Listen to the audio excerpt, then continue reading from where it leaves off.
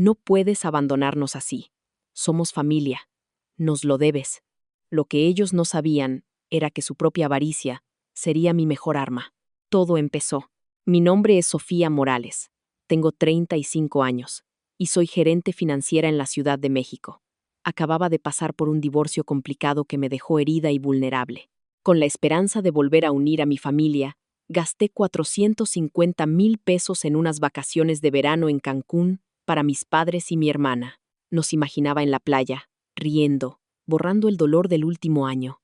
Mis manos temblaban mientras marcaba su número, emocionada por saber de los preparativos del viaje que yo había pagado en su totalidad. El teléfono sonó 2 veces antes de que mi mamá contestara. «Hola, mamá», dije con alegría. «¿Cómo va la planeación del viaje a Cancún? Ya no puedo esperar». Hubo una larga pausa, y luego, con un tono completamente plano, dijo: «De eso. Ya fuimos la semana pasada. Fue algo solo para la familia». Me quedé helada. ¿Solo para la familia? ¿Acaso yo no era familia? En los últimos 2 años, les había dado un total de 1,5 millones de pesos, 450,000 para ese viaje y más de 1 millón para su renta, recibos, muebles, todo para mantenerlos a flote. Y aún así, me habían excluido sin decir una palabra, sin siquiera invitarme. La traición me dolió más que mi propio divorcio. Yo había dado todo, esperando un poco de amor, solo para que me cerraran la puerta en la cara. En ese instante, algo dentro de mí cambió. Juré que no lo dejaría pasar. ¿Y a ti? ¿Alguna vez te ha traicionado tu propia familia? Comparte tu historia en los comentarios. Podrías ayudar a alguien a sentirse menos solo. Esa noche, me senté sola en mi departamento, mirando las lluviosas y grises calles de la Ciudad de México. No podía quitarme de encima el peso de las palabras de mi madre.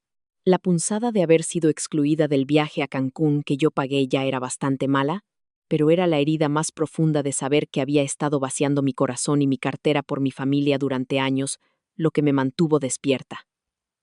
Después de mi divorcio, hacía 6 meses, me había aferrado a la idea de que la familia sería mi ancla. En lugar de eso, me habían dejado a la deriva.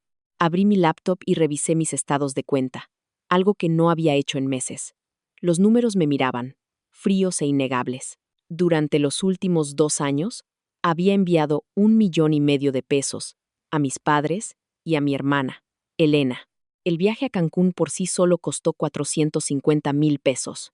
Vuelos, un hotel frente al mar, incluso tours de snorkel que yo nunca disfrutaría. El otro millón cubrió la renta de su viejo departamento en la colonia Doctores, recibos de luz y agua, despensas y un coche de segunda mano para mi hermana cuando el suyo se descompuso.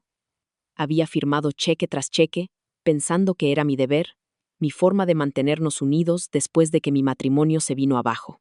El abogado de mi exesposo me había llamado demasiado generosa durante el acuerdo de divorcio, y yo lo había ignorado. Ahora me preguntaba si él había visto algo que yo no. Revisé las transacciones. 5,000 pesos para la renta por aquí, 20,000 para una reparación del coche por allá, 10,000 para una emergencia familiar que mi hermana nunca explicó. Cada transferencia se sentía como un ladrillo en el muro que yo misma había construido entre mis sueños y sus demandas. Había estado tan concentrada en arreglar sus vidas que no me di cuenta de lo poco que me daban a cambio. La voz de mi madre, calmada, despectiva, resonaba en mi cabeza. Ni siquiera se había disculpado por dejarme fuera. Mi padre no había llamado para ver cómo estaba. Mi hermana, siempre rápida para mandar mensajes pidiendo dinero, no había mencionado el viaje en absoluto. La verdad me golpeó con fuerza. No me veían como familia. No de verdad. Yo era su cuenta bancaria. Nada más. Recordé los meses después de mi divorcio, cuando me quedaba hasta tarde en la oficina, cuadrando números para asegurarme de poder cubrir sus facturas y las mías. Había cancelado mis propios planes, escapadas de fin de semana, un sofá nuevo, incluso mis sesiones de terapia para mantener sus luces encendidas. Me dije a mí misma que era temporal, que lo apreciarían, que estaríamos más unidos por ello. Pero el viaje a Cancún demostró lo contrario. Habían tomado mi dinero, planeado su escape al paraíso, y me habían dejado atrás. Sentí una opresión en el pecho, no solo por la traición, sino por la vergüenza de no haberlo visto antes. Había sido ingenua, pensando que el amor se podía comprar con dinero. Llamé a la licenciada Judith Valdés, mi asesora patrimonial en el banco, y pedí una reunión a primera hora de la mañana. Necesito revisar mis cuentas, le dije, con la voz firme a pesar del nudo en el estómago. Ella no hizo preguntas, solo dijo, la veo a las 9. Colgué, sintiendo un destello de control por primera vez en todo el día. Si mi familia pensaba que podían seguir tomando sin dar nada a cambio, estaban a punto de aprender una lección. No solo estaba herida, estaba harta de ser su red de seguridad. Un mes después, la pantalla de mi teléfono se iluminó con el nombre de mi hermana, Elena. Estaba organizando archivos del trabajo en mi departamento, intentando concentrarme, pero ver su nombre me revolvió el estómago. No había sabido nada de ella en semanas, no desde que empecé a cuestionarlo todo. Contesté, preparándome para lo peor. La voz de Elena era puro encanto, como si estuviera pidiendo un pequeño favor. Sofía, el casero me está presionando otra vez, dijo, con un tono ligero. La renta está vencida, son como 40,000 pesos. ¿Puedes enviarlos hoy? De verdad estoy en un apuro. Sus palabras goteaban una falsa urgencia, como si yo se lo debiera sin cuestionar. Apreté la mandíbula, imaginándola en su departamento, esperando que yo resolviera sus problemas como siempre. No dudé. ¿Solo para la familia? ¿Recuerdas? Dije, mi voz afilada, cortando su actuación. La línea quedó en silencio por un momento. Luego, Elena soltó una risa forzada. ¿Qué se supone que significa eso? Somos familia, Sofía. No hagas esto raro. Su tono cambió, una mezcla de molestia y persuasión, como si pudiera convencerme con palabras dulces. Vi a través de ella. No me había buscado para ver cómo estaba, ni una sola vez, ni siquiera después de todo lo que había hecho por ella. Su llamada no era sobre la familia, era sobre mi cuenta bancaria. Se acabó el rescatarte, dije, y colgué antes de que pudiera replicar. Mis manos temblaban, pero sentí una oleada de claridad. No iba a dejar que me manipulara con la culpa nunca más. Abrí la aplicación de mi banco de inmediato, mis dedos moviéndose rápido. Había configurado transferencias automáticas años atrás para cubrir su renta, 5,000 pesos cada mes directos a su casero. Fui a la sección de pagos recurrentes y presioné cancelar en cada uno, viendo aparecer las confirmaciones. Luego, me encargué de los otros pagos automáticos. 6,000 para el seguro del coche de Elena, 4,000 para su plan de teléfono, incluso los más pequeños para su internet. Cada clic se sentía como quitarme un peso que había cargado por demasiado tiempo. Verifiqué 2 veces para asegurarme de que cada transferencia estuviera detenida. Mi determinación se endurecía. Ahora tendrían que arreglárselas con sus propias cuentas. Llamé a la licenciada Judith Valdés, mi asesora, para asegurarme de que todo estuviera blindado. Licenciada Valdés, habla Sofía, dije, manteniendo la voz firme. Necesito bloquear mis cuentas por completo, sin acceso para nadie más. Ella fue profesional como siempre. Cuente con ello, señorita Morales. ¿Puede venir al banco esta tarde? Acepté, tomé mi abrigo y salí. El banco estaba a un corto trayecto en coche, y la licenciada Valdés tenía una pila de papeles listos cuando llegué. Me guío a través del proceso. Nuevos códigos de acceso, autenticación de 2 factores y alertas para cualquier actividad inusual. Esto bloqueará cualquier intento externo de tocar sus cuentas, explicó, su pluma señalando los formularios que debía firmar. Asentí, firmando cada página, sintiendo una sensación de finalidad. Está tomando el control, dijo la licenciada Valdés, su voz suave pero firme. Eso no es fácil. Le di una pequeña sonrisa, agradecida por su apoyo. Sentada allí, pensé en cómo la llamada de Elena me había empujado a este punto. Su falsa dulzura no era nueva. Siempre había sabido cómo jugar el papel de la hermana en apuros, apoyándose en mí cada vez que el dinero escaseaba. Pero, esta vez, su llamada se sintió como una bofetada, un recordatorio de que me veía como un recurso, no como una persona. Había pasado años tratando de demostrarles mi valor, pensando que mi apoyo me ganaría su respeto. En cambio, lo habían dado por sentado, asumiendo que siempre diría que sí. Mientras firmaba el último formulario, me di cuenta de que no solo estaba protegiendo mi dinero, estaba protegiendo mi futuro. No iba a dejar que me desangraran más. Cuando salí del banco, sentí una fuerza silenciosa.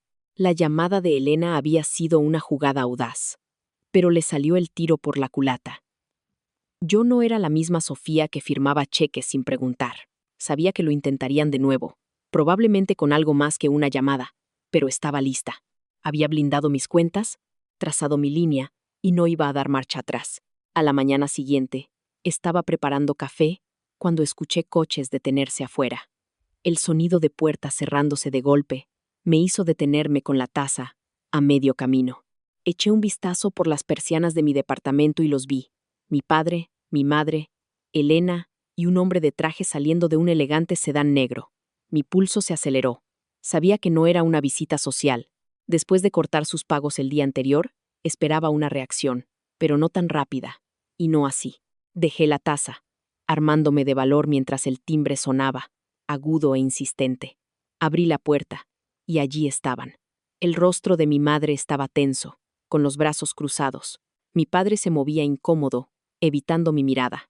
Elena dio un paso adelante, su expresión una mezcla de desafío y falsa preocupación. Sofía, tenemos que hablar, dijo, su voz goteando una sinceridad forzada. El hombre del traje se presentó como el licenciado Tomás Herrán, su abogado, con el maletín aferrado como un arma. Señorita Morales, su familia está preocupada por sus decisiones recientes, dijo, con tono cortante. Estamos aquí para discutir sus obligaciones financieras. ¿Obligaciones? La palabra me golpeó como un puñetazo. No estaban aquí para disculparse, estaban aquí para exigir que siguiera financiando sus vidas. Elena interrumpió antes de que pudiera responder.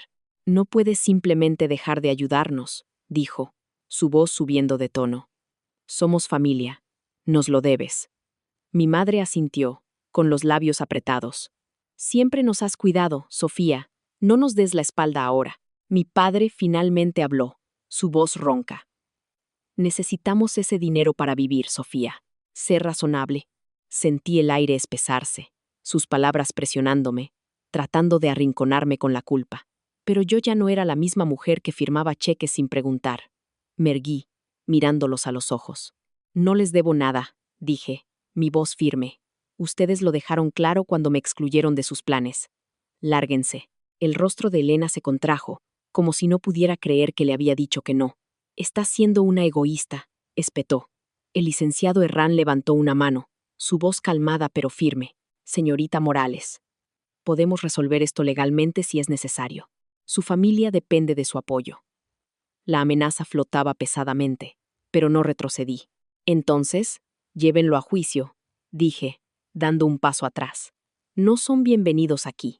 Le cerré la puerta en la cara, mi corazón latiendo con fuerza mientras giraba la cerradura. Sus voces se alzaron afuera, discutiendo, pero no escuché. Se acabó el dejar que me intimidaran. Tomé mi teléfono y busqué una tlapalería local. Mis dedos se movieron rápido. Encontré una a unas cuadras y llamé. Hola, necesito cerraduras nuevas para la puerta de mi departamento y un sistema de cámaras de seguridad, le dije al empleado. Un hombre con un tono brusco pero servicial. ¿Puede enviar a alguien hoy mismo? Prometió un técnico para el mediodía y me dio un resumen de cerrojos de alta seguridad y cámaras, con activación de movimiento, almacenamiento en la nube, todo. Sentí una oleada de alivio al saber que estaba tomando medidas para protegerme. Enviaremos a Miguel, dijo. Es el mejor. Le di las gracias y colgué, ya despejando el espacio junto a la puerta para la instalación. Al mediodía, llegó Miguel, con su caja de herramientas en mano. Era un tipo robusto, de unos 40 años, eficiente y directo. Me dijeron que necesita algo de seguridad, dijo, inspeccionando mi puerta. Asentí, explicando que quería mantener fuera a visitantes no deseados. No preguntó más. Simplemente se puso a trabajar, cambiando la cerradura vieja por un cerrojo de acero reforzado y montando una cámara sobre la puerta. Esto grabará a cualquiera que se acerque, dijo, mostrándome la aplicación para monitorear la cámara. Lo vi probar el sistema, la luz roja de la cámara parpadeando, y sentí una sensación de control que no había tenido en años. Gracias, Miguel, dije, firmando la factura. Él asintió y se fue, dejándome con un departamento fortificado y la cabeza más clara. Me senté, con la llave nueva en la mano, y me di cuenta de lo lejos que había llegado en un solo día. Habían venido a mi puerta, pensando que podían intimidarme, pero me había mantenido firme. No solo los estaba dejando fuera de mi casa, los estaba dejando fuera de mi vida. Podían traer a su abogado, sus demandas, lo que quisieran. Yo estaba lista para contraatacar. 2 días después, entré a la reunión del club de lectura en la Biblioteca Vasconcelos.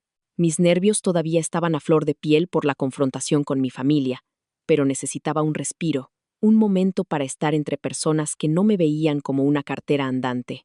El ambiente era cálido, lleno de las caras familiares de mis amigas del club, Marta, Luisa y Evelyn. Me saludaron con sonrisas, pero mi mejor amiga, Janet, me miró de inmediato. Me llevó a un lado antes de que empezáramos a discutir la novela del mes. Sofía, pareces llevar el mundo sobre tus hombros, dijo, su voz suave pero directa. Suspiré, sabiendo que no podía ocultárselo. Le conté todo, cómo mi familia se había presentado en mi puerta con un abogado, exigiendo que siguiera pagando sus cuentas. Le dije a Janet cómo me había mantenido firme, les había cerrado la puerta y cambiado las cerraduras. Sus ojos se abrieron, pero no interrumpió, solo asintió, dejándome desahogar. Cuando terminé, me apretó la mano. Hiciste lo correcto, dijo con firmeza. No tienen derecho a tratarte así. Su apoyo se sintió como un salvavidas, sacándome del aislamiento en el que me estaba hundiendo. No me había dado cuenta de cuánto necesitaba que alguien simplemente me escuchara. Janet se reclinó, su expresión se volvió seria. Sabes, pasé por algo similar hace unos años, dijo. Mi hermano no paraba de pedirme préstamos, reparaciones del coche, la renta, lo que se te ocurra. Cedí durante años, pensando que era mi deber ayudar. Luego descubrí que se estaba gastando el dinero en vacaciones y aparatos nuevos, mientras yo apenas llegaba a fin de mes. Le corté el grifo y trató de hacerme sentir culpable, diciendo que estaba abandonando a la familia. ¿Te suena familiar? Asentí, sorprendida de lo cercana que era su historia. ¿Qué hiciste? Pregunté. Los ojos de Janet se endurecieron.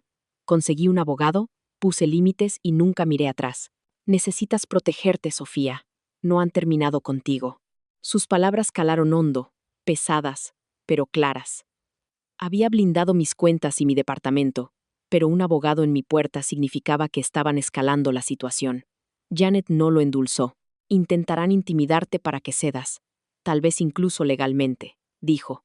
Necesitas a alguien de tu lado. Garabateó un nombre en una servilleta. Licenciado Roberto Lozano, un abogado con el que había trabajado cuando su hermano se puso insistente. Es brillante, no se anda con rodeos, dijo.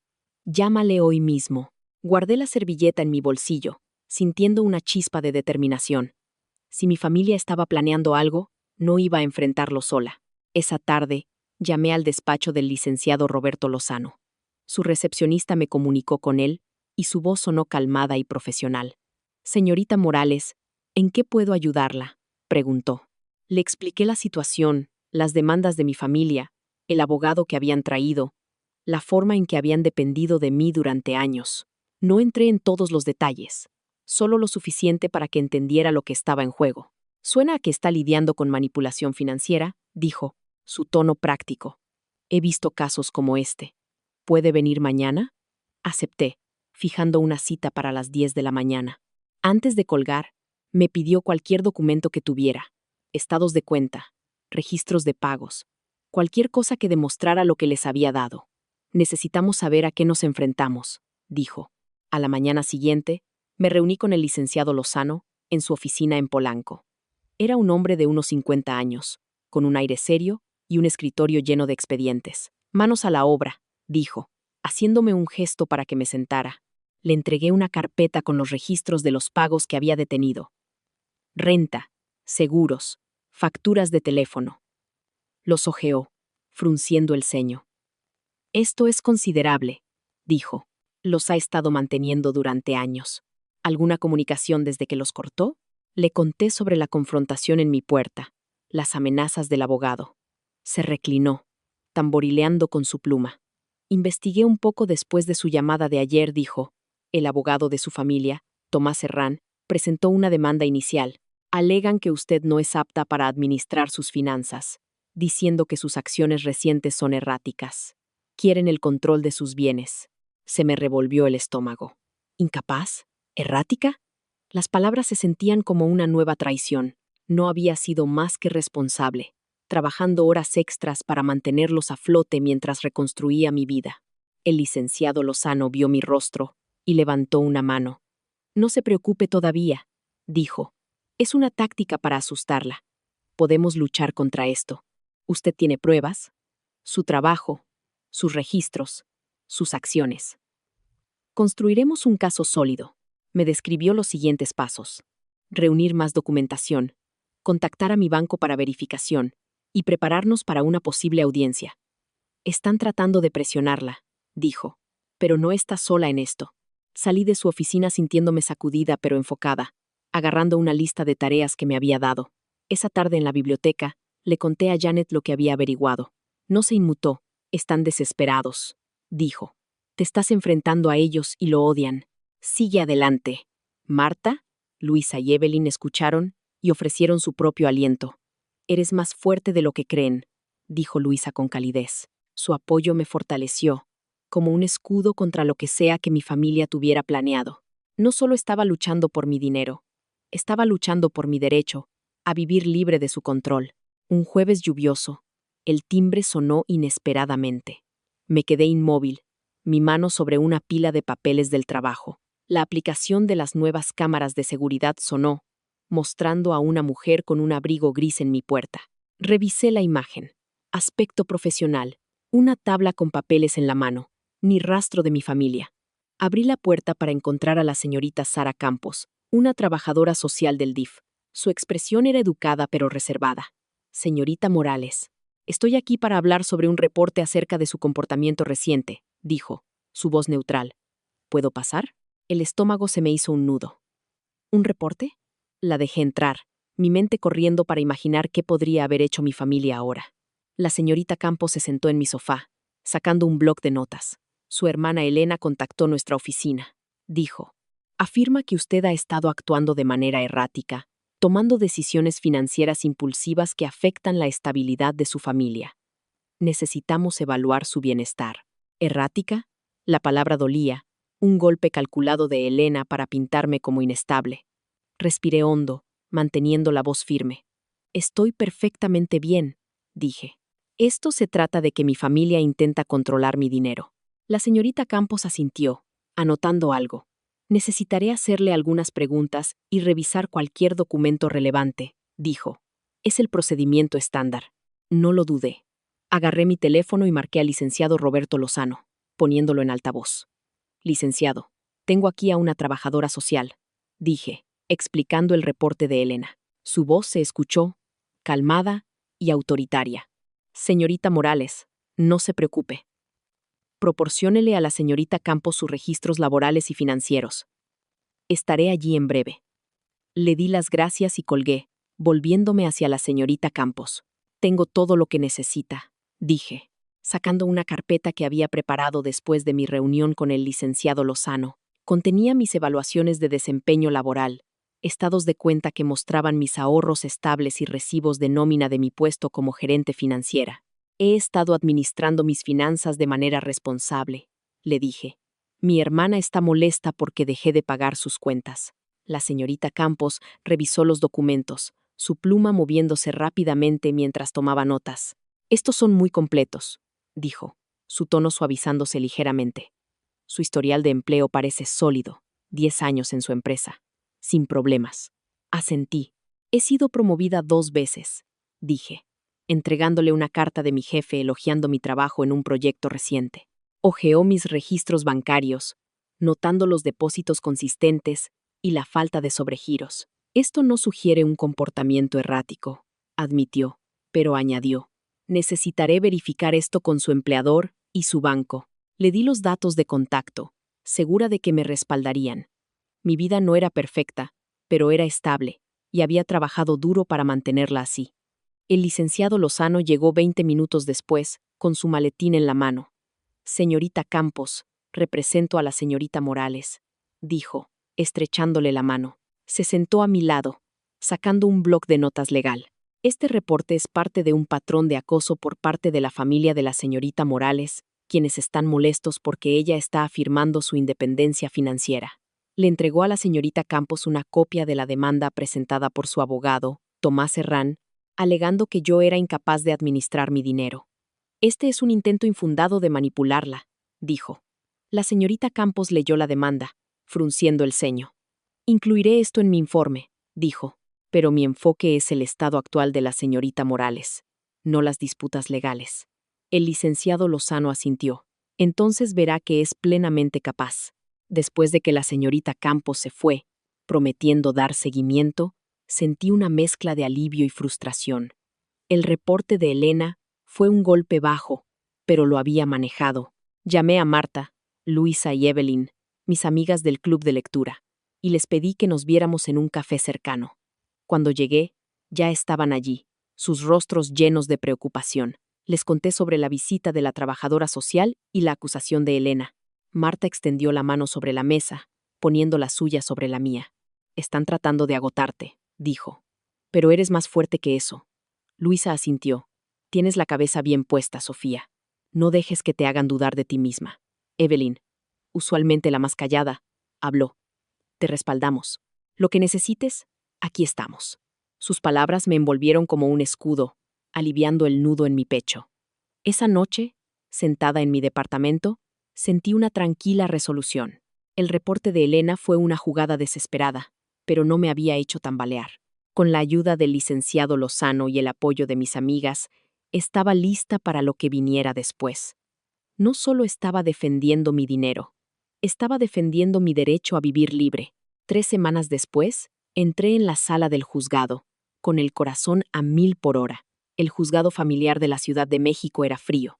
Sus bancos de madera crujían mientras me sentaba junto al licenciado Roberto Lozano. Al otro lado de la sala, Elena y mi padre estaban sentados con su abogado, Tomás Herrán, sus rostros con una expresión de sombría determinación. Habían llevado esto hasta el final, alegando que yo era incapaz de administrar mis finanzas, y ahora dependía del juez Guillermo Calderón decidir. Aferré la carpeta de pruebas que el licenciado Lozano y yo habíamos preparado. Prueba de mi estabilidad, mi carrera, mi vida. No estaba aquí para rogar. Estaba aquí para luchar. El licenciado Herrán se levantó primero, su voz suave mientras se dirigía a la corte. Las acciones recientes de la señorita Morales, cortando el apoyo financiero a su familia, muestran una toma de decisiones errática, dijo. Los ha dejado en dificultades, ignorando sus responsabilidades. Elena subió al estrado, sus ojos evitando los míos. Sofía siempre ha sido generosa, dijo, su voz temblando para dar efecto. Pero últimamente ha sido impredecible, excluyéndonos sin razón. Mi padre la siguió, su tono brusco. No es ella misma, dijo. Estamos preocupados por ella y necesitamos proteger sus bienes. Sus palabras retorcían la verdad, pintándome como inestable, pero mantuve mi rostro en calma, confiando en el plan del licenciado Lozano. El licenciado Herrán llamó a su primer testigo, Gerardo Sánchez, un excompañero de trabajo de mi padre. He oído que Sofía ha estado actuando de forma extraña, dijo Gerardo, moviéndose en su asiento. Mi padre me dijo que ha sido imprudente con el dinero. El licenciado Lozano se puso de pie, su voz afilada. Objeción, testimonio de oídas. El juez Calderón la aceptó, anulando la declaración de Gerardo. Luego vino Elena Parker, una vecina de Elena. Sofía dejó de ayudar a su familia de la nada, dijo. No es propio de ella. El licenciado Lozano la interrogó. ¿Alguna vez ha hablado directamente con la señorita Morales? Preguntó. Elena Parker vaciló. No, solo lo que Elena me contó. Otra objeción, otra declaración anulada. Sus testigos se desmoronaban, y sentí un destello de esperanza. El licenciado Lozano llamó a nuestra primera testigo, la doctora Bárbara Klein, una psiquiatra que me había evaluado después de la visita de la trabajadora social. La señorita Morales es plenamente competente, dijo la doctora Klein, su voz firme. Es elocuente. Maneja un trabajo exigente y toma decisiones financieras racionales. Mi evaluación no encontró signos de comportamiento errático. Presentó su informe, detallando nuestras sesiones y mis respuestas lúcidas. El licenciado Herrán intentó encontrarle fallas, preguntando sobre el estrés de mi divorcio, pero la doctora Klein no titubeó. El estrés no equivale a incapacidad, dijo. Las decisiones de la señorita Morales son deliberadas y sensatas. Luego subí yo al estrado, mis manos firmes a pesar de los nervios. Apoyé a mi familia durante años, dije, manteniendo mi voz estable. Pero cuando me di cuenta de que me estaban usando, puse límites. Eso no es errático, es autoprotección. Le entregué al juez Calderón mis pruebas. evaluaciones de desempeño de mi trabajo que mostraban promociones consistentes, estados de cuenta que reflejaban ahorros estables y correos electrónicos de mi empleador confirmando mi fiabilidad. El licenciado Herrán me presionó, sugiriendo que había actuado por despecho. Actué por necesidad, respondí. Exigían dinero mientras me excluían de sus vidas. El juez Calderón escuchó atentamente, su pluma moviéndose mientras tomaba notas. El licenciado Lozano cerró nuestro caso, su voz firme. La parte demandante no ha proporcionado evidencia creíble de la incapacidad de la señorita Morales, solo afirmaciones vagas y testimonios de oídas. Sus registros y la evaluación de la doctora Klein prueban su competencia. Esta demanda es un intento de manipularla para que obedezca. El licenciado Herrán replicó, pero sus argumentos se sentían vacíos, apoyándose en súplicas emocionales sobre el deber familiar. El juez Calderón decretó un receso y me senté con el licenciado Lozano, apenas respirando. Lo hiciste bien, susurró. Esto es nuestro. Cuando la corte se reanudó, el juez Calderón emitió su fallo. Los demandantes no han logrado proporcionar evidencia creíble de la incapacidad de la señorita Morales, dijo, su voz clara. Sus decisiones financieras, respaldadas por documentación y testimonio experto, son racionales. Se desestima el caso. Un torrente de alivio me inundó, mis hombros relajándose mientras el licenciado Lozano me apretaba el brazo. Elena y mi padre estaban sentados, atónitos, con los rostros pálidos. El licenciado Herrán recogió sus papeles, evitando mi mirada. Había ganado, no solo el caso, sino mi libertad de su control. Al salir del juzgado, el peso de meses se desvaneció. Había enfrentado sus acusaciones y demostrado que estaban equivocados. Mi vida era mía de nuevo, y no iba a dejar que nadie me la quitara.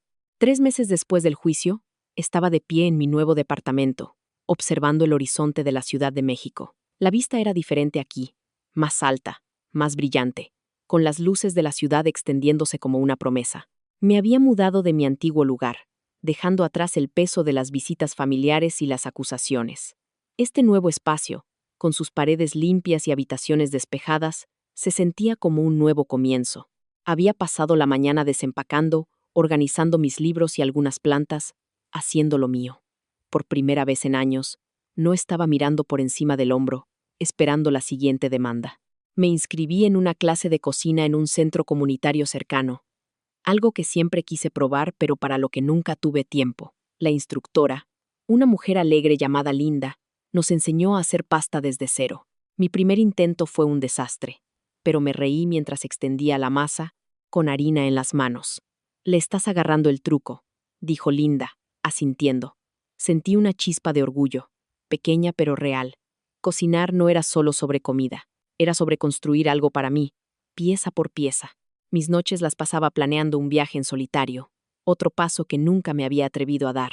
Extendí folletos sobre la mesa de mi comedor, marcando destinos.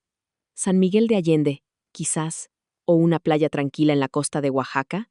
Había ahorrado lo suficiente, gracias al dinero que ya no enviaba a mi familia. La idea de viajar sola, de elegir mi propio camino, se sentía estimulante. Había escuchado a través de un conocido que mis padres y Elena se habían mudado a un departamento apretado en las afueras de la ciudad. Elena ahora tenía 2 trabajos, cajera en un supermercado y turno nocturno en un restaurante, para cubrir sus deudas. Habían perdido el juicio, y sin mi apoyo, su estilo de vida se había derrumbado. Una parte de mí sintió una punzada al recordar los años que intenté mantenerlos a flote, pero esa punzada se desvaneció rápidamente. Ellos habían tomado sus decisiones, así como yo había tomado las mías. No les deseaba ningún mal, pero ya no era su red de seguridad. Una noche, sentada en mi escritorio, escribí en mi diario, algo que había empezado después del juicio. Las palabras salieron lentamente al principio, luego fluyeron. Escribí sobre los años que pasé atando mi valor a sus necesidades, creyendo que tenía que ganar su amor con dinero. Pensé que ser generosa me hacía valiosa, pero solo me había atrapado. El juicio me había obligado a ver la verdad. Mi valor no estaba en lo que daba a los demás, sino en quién era yo. La independencia financiera no se trataba solo de cuentas bancarias. Se trataba de la libertad de vivir bajo mis propios términos. Cerré el diario sintiéndome más ligera, como si finalmente hubiera soltado una carga que había llevado demasiado tiempo. Invité a Marta, Luisa y Evelyn a conocer mi nuevo lugar. Llegaron con una botella de vino y cálidas sonrisas, llenando el departamento de risas. «Este lugar te queda perfecto», dijo Marta, admirando la vista. Luisa levantó su copa. «Por los nuevos comienzos», dijo, y brindamos, el tintineo de las copas resonando en la habitación. Su apoyo me había ayudado a superar lo peor, y ahora estaban aquí para celebrar lo mejor. Mientras se iban, me quedé de nuevo junto a la ventana, con la ciudad brillando abajo. Pensé en la lección que había aprendido a través de todo esto. No solo sobre el dinero, sino sobre mí misma. Había pasado años dejando que otros definieran mi valor, pero nunca más. Mi independencia, mis decisiones, mi vida, eran mías para moldearlas. No solo estaba libre de las demandas de mi familia, estaba libre para construir un futuro que me importara a mí. Y eso valía cualquier batalla. ¿Qué habrías hecho tú en mi lugar? ¿Habrías intentado perdonar y reconstruir la relación? ¿O habrías cortado todo lazo para siempre como lo hice yo? Cuéntamelo en los comentarios. Gracias por escuchar mi historia. No olvides darle like y suscribirte para más contenido.